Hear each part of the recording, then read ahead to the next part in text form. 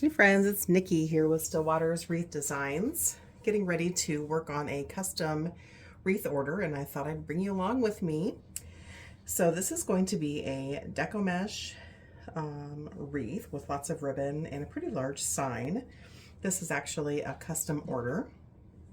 And so what I've done already is take an 18-inch wire wreath frame, and I've added Chanelle stems or pipe cleaners to every crossbar on the outermost ring, and then one in the center of each section on the middle ring. Typically I would put the Chanelle stems or pipe cleaners on the outermost ring and the innermost ring. However, the sign that we're going to be adding is pretty large, and so I know that anything we may have added to this innermost ring is basically going to be out of sight, and we want her to be able to see all of her pretty ribbon and deco mesh. So we've got 16 of these pipe cleaners that we're going to be filling. So we're going to get ready to cut some deco mesh so that we can start filling our wreath frame. So what we're going to use today, friends, we're going to use these two rolls of 10-inch deco mesh. Both of them were purchased from Craft Outlet. So we've got a black, and then this looks like burlap with that pretty white piping. So we're going to cut 8 of each. And because this wreath is pretty large, I'm actually going to cut them at, let's see, it looks like 22 inches. So bear with me, friends, we'll get this cut up, and then we'll start stuffing our wreath.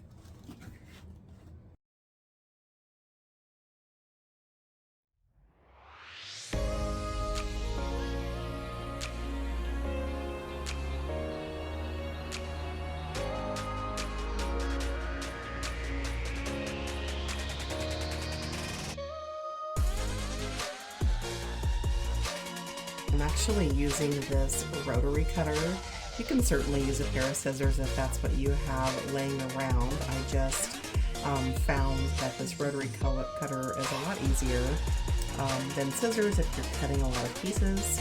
Pretty cheap investment. I think I got this from Amazon. Of course, you'll need a self-healing mat of any size as well, so you don't dull your blade, but definitely worth, I think it might have been $10. It's not very expensive at all.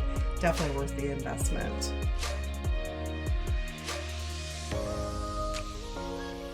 I don't know if you can see this, friends, but this is just a solid plain black, and there's 3 double stitched stripes down each side. So it's got a super cute effect once you add that into your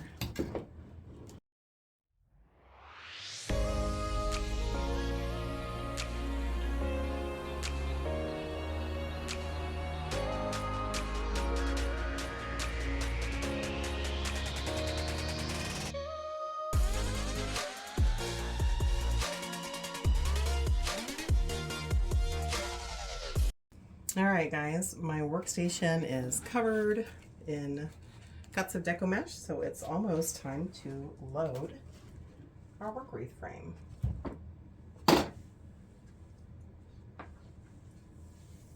Because we're just using 2 colors, I'm just going to alternate between the 2, back and forth. And let me just show you a little tip with this deco mesh.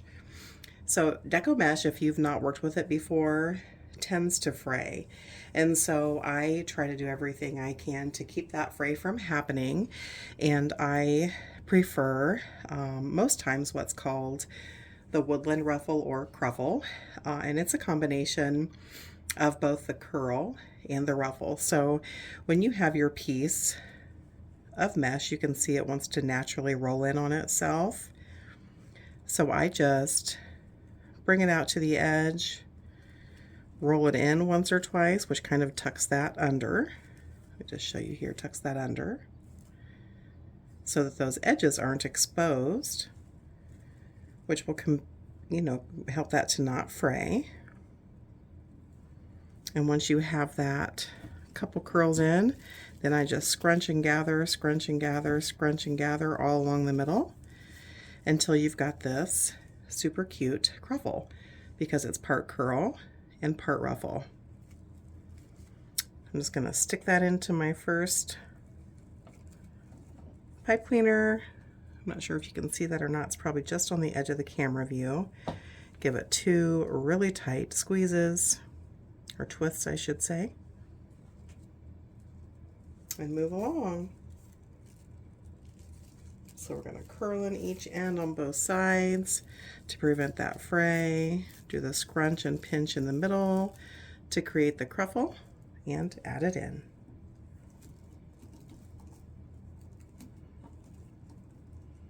Make sure you're really getting those couple of twists really tight, guys, so that your cruffles don't come undone. We're just going to work our way through this whole wreath form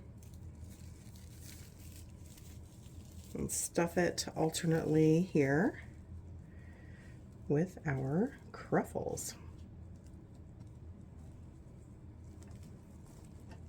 Tight, tight, tight, guys.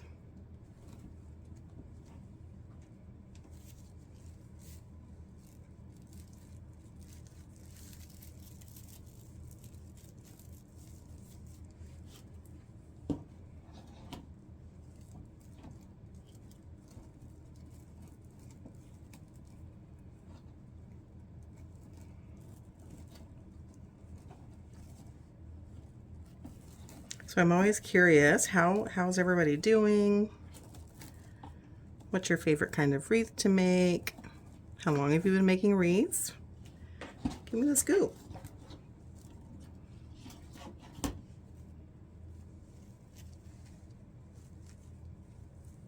I've actually been making wreaths for just, well, it'll be 2 years next month. I work in human resources for my real job, I should say, my big girl job. And I'm fortunate to get to work from home. And when COVID hit, or was at its peak, our business really slowed down. Of course, we were all social distancing and, really focusing on staying at home and safe. I've always been a crafty girl, so I just started crafting again and began crafting more and more.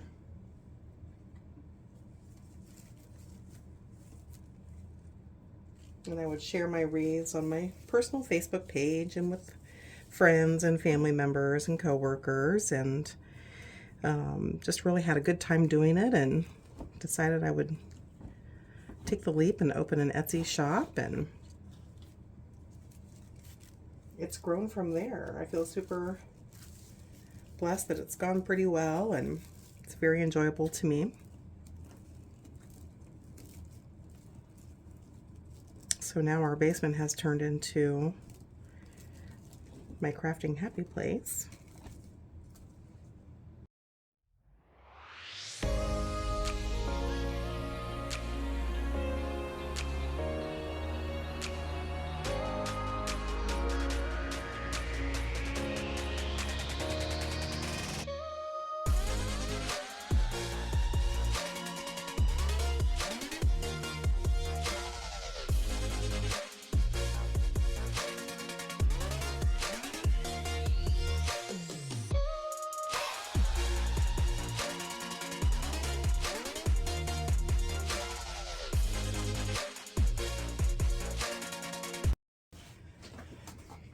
This is going to be a super cute, very large wreath. So we've got all the cruffles put into place. Everything's looking pretty good. So I'm going to set this off to the side for just a few minutes, and we are going to work on some ribbon tails. All right.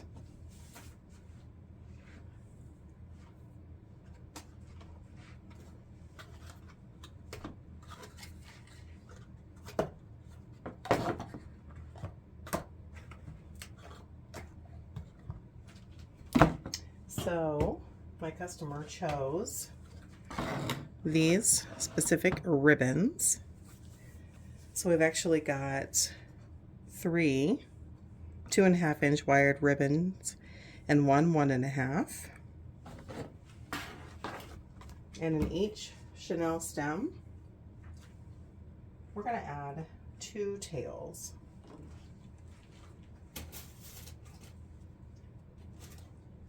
Typically I would use my ribbon board that I actually fashioned myself out of a piece of leftover cardboard, but because it's buried in all the things, we're going to do it manually.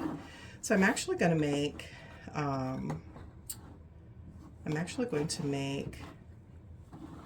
12-inch tails. So what I'm going to do is just measure this at the 12-inch spot and then fold it over with my fingers and just flip that 8 times because we're going to need 8 of these. 1, 2, 3, 4, 5, 6, 7, and 8. I'm going to cut that off. Set that off to the side here. Now we're just going to find the center, slide our scissors up in there, and cut those right in half. I'm making the tails a little bit longer than I normally would because my customer's sign is pretty large. I'm not sure how long we'll end up keeping these. We might be giving them a trim. Normally I would go ahead and dovetail or angle cut the ends, but because I'm not sure yet how long they're going to be, we'll save that step for last. So we'll just put those off to the side.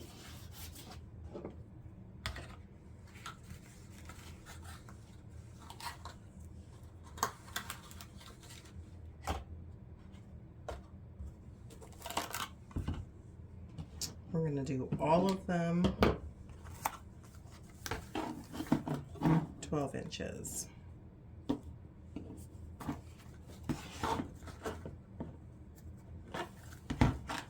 So there's 2. They don't have to be perfect, guys, just pretty close. 3, 4, 5, 6, 7, and 8. We'll cut that ribbon off, set it off to the side, find that center with our scissors and cut those guys in half, flip it over, and do the exact same thing. All right.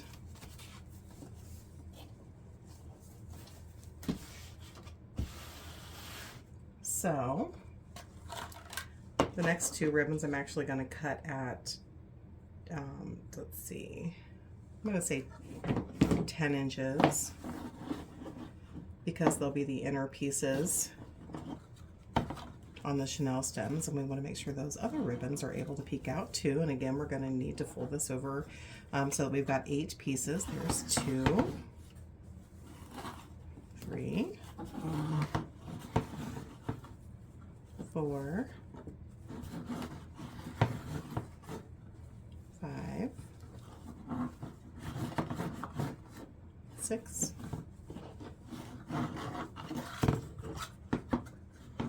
7, and squirrely 8. All right, I'll cut that off. Set that off to the side. Find that center and cut it in half. Flip it over and do the exact same thing.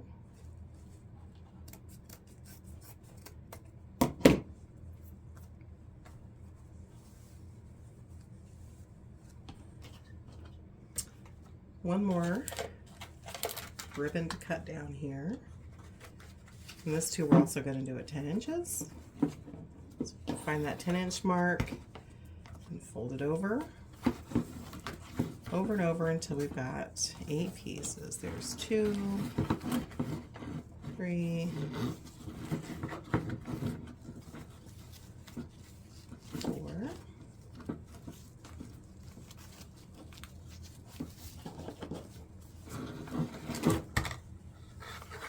5. It is squirrely. 6. My goodness. 7 and 8. Perfect. So we'll cut that off, set it to the side, find our center, and cut those guys in half. Flip it over and do the exact same thing.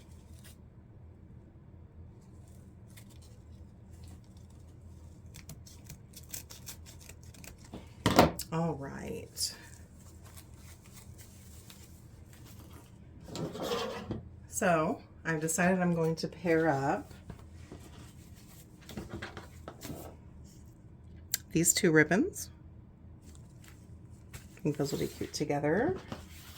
And these 2 ribbons. Let me just grab our frame here, and I typically start on the outer row and then work my way in to the upper row, to the top row.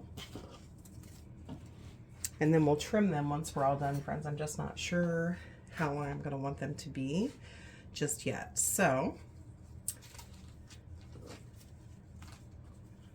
I'm going to take one of the longer ribbons and pair that with a shorter ribbon, making sure it's basically, it doesn't have to be perfect, basically centered in that ribbon. Then you need to find the center somehow. I typically just fold it in half to figure out where that center is, pinch and scrunch with my fingers so it kind of looks like a men's bow tie.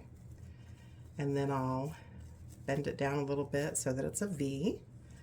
And then I'm just going to add it into my Chanelle stem and give it probably 3 or 4 pretty tight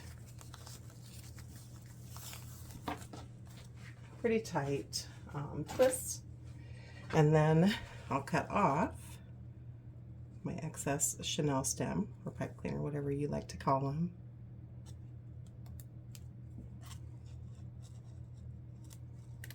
You can just throw those bits away. All right, we're just going to keep on stuffing this with ribbon, and then we'll decide how long we want it once we get the sign on. As I mentioned earlier, it's pretty large. So again, take the longer of the 2 ribbons, place the shorter of the 2 on the top and in the center. I'm just going to eyeball it to figure out that center point, pinch and pleat till it looks like a men's bow tie. Kind of fold it over your thumb as in a V. Add it to your Chanelle stem. Give it 3 or 4 super tight twists. And then just cut off your extra Chanelle stem and get those tossed away. All right, friends, I'm just going to keep on working my way around the entire outer ring, and then I'll do the upper ring, and I'll meet you back here and we'll add the sign in.